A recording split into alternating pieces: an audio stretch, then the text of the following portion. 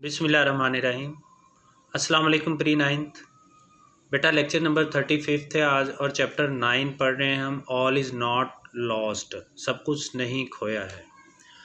तो आपको पता है कहानी एक नर्स की जो कि बताती है किस तरह से एक मरीज़ा की वो देखभाल करती है और बज़ाहिर एक होपलेस केस जो है वो ठीक हो जाता है। तो सबसे पहले एज़ यूजुअल हम इसके डिफ़िकल्ट वर्ड्स को देखेंगे। थॉट है पहला वर्ड्स, थिंक की सेकंड फॉर्म है थॉट, इसका मतलब ख्याल था या सोचा। होपलेस केस मायूस कुन केस था ये। होपलेस का मतलब जिसमें कोई होप ना हो, जिसमें कोई उम्मीद ना हो। स्पेयर का मतलब होता है खाली करना। स्पेयर का मतलब फालतू भी होता है, फालतू, और इसका मतलब यहाँ पर है खाली करना। मस्ट का मतलब होता है ज़रूर चाहिए। मस्ट का मतलब होता है ज़रूर चाहिए और शुड का मतलब होता है चाहिए, यानी दोनों का मतलब चाहिए है। जैसे यू शुड गो देयर, तुम्हें वहाँ जाना चाहिए। तो अगर हम कहें कि यू मस्ट गो देयर, इसका मतलब है तुम्हें ज़रूर वहाँ जाना चाहिए।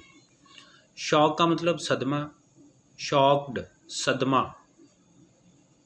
शॉक वर्ब है, सदमा पहुँचना, ये शॉक्ड है। सदमा ये पास्ट पार्टिसिपल है। फाइट लड़ना, फाइट का मतलब लड़ना। समथिंग कुछ, समथिंग कुछ। लीव छोड़ना, लीव का मतलब छोड़ देना। लॉस्ट हारी हुई, लॉस्ट हारी हुई। बैटल जंग, बैटल का मतलब होता है जंग, मुकाबला, लड़ाई, वॉर।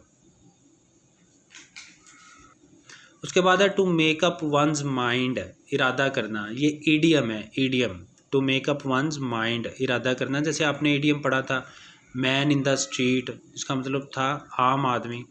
तो इसी तरह मेक अप वंस माइंड ये ईडियम है, इसका मतलब है इरादा करना। रिस्क ख़तरा या ख़तरे में डालना, एज ए वर्ब है तो ख़तरे में डालना, यहाँ पर ये एज ए वर्ब ही यूज़ हो रहा है रिस्क, तो इसका मतलब ख़तरे में डालना। करियर मुस्तकबिल को कहते हैं, यहाँ पे मुराद है मुलाजमत। करियर का मतलब मुस्तकबिल या मुलाजमत। अलाउ का मतलब इजाज़त देना, अलाउ का मतलब इजाज़त देना। अटेंड टू देखभाल करना, ये वर्ड पहले भी आया हुआ है, अटेंड टू देखभाल करना। तो दोबारा लिखने का मकसद ये है कि आपको याद हो जाए, ये आपकी मेमोरी का पार्ट बन जाए। अटेंड टू देखभाल करना। सम हाउ किसी न किसी तरह, सम हाउ का मतलब होता है किसी न किसी तरह। ठीक है बेटा, सम हाउ किसी न किसी तरह। ये डिफ़िकल्ट वर्ड्स के मीनिंग थे। अब हम इसकी रीडिंग करते हैं, कंटिन्यू करते हैं जहाँ तक हमने कल पढ़ा था। ये फिफ्थ पैराग्राफ कल हमने 2-3 लाइंस पढ़ी थी। द जनरल वार्ड, ये जहाँ पे निशान लगा हुआ है ब्लू पेन से, यहाँ तक कल हमने इसकी रीडिंग की थी। ठीक है, जिसमें वो नर्स सीनियर नर्स को कहती है कि मैं चाहती हूँ कि मैं इस मरीज़ा के साथ ज़्यादा करीब रहकर काम करूँ और इसकी देखभाल करना चाहती हूँ। तो इस पर सीनियर नर्स ने उसे बड़ा हैरान होकर देखा और कहा कि इंचार्ज डॉक्टर की तरफ से ये हुक्म मिला है कि इस मरीज़ा को जनरल वार्ड में मुंतकिल कर दिया जाए। ठीक है, यहाँ तक कल हमने रीडिंग की थी। आज कंटिन्यू करेंगे। द डॉक्टर्स थॉट, डॉक्टर्स का ख्याल था, दैट के she was a hopeless case, ये एक होपलेस केस था। होपलेस का मतलब मायूसाना, मायूस कुन, जिसमें कोई होप ना हो, जिसमें कोई उम्मीद ना हो। तो डॉक्टरों का ये ख्याल था कि ये एक मायूस कुन केस था। And the bed must be spared, और बिस्तर खाली कर दिया जाना चाहिए। फॉर अदर पेशेंट्स, दूसरे मरीज़ों के लिए। मस्ट बी स्पेयर्ड ये पैसिवाइज है। तो डॉक्टरों का ये ख्याल था कि ये एक मायूस कुन केस था और बिस्तर दूसरे मरीज़ों के लिए खाली कर दिया जाना चाहिए। आई वॉज शॉक्ड, मुझे सदमा पहुंचा। टू हियर दिस, ये सुनकर। नर्स कहती है कि मुझे ये सुनकर सदमा पहुंचा जब नर्स ने कहा कि, जब सीनियर नर्स ने कहा कि ये एक मायूस कुन केस था और बिस्तर खाली कर देना चाहिए दूसरे मरीज़ों के लिए। द पेशेंट्स फैमिली, मरीज़ा के घर वाले, ऑल्सो भी, रिक्वेस्टेड मी, मुझसे दरख्वास्त की, टू हेल्प देम, कि मैं उनकी मदद करूं, फाइट लड़ने में, द केस, ये केस। मरीज़ के घर वालों ने भी मुझसे ये दरख्वास्त की कि मैं ये केस लड़ने में उनकी मदद करूं।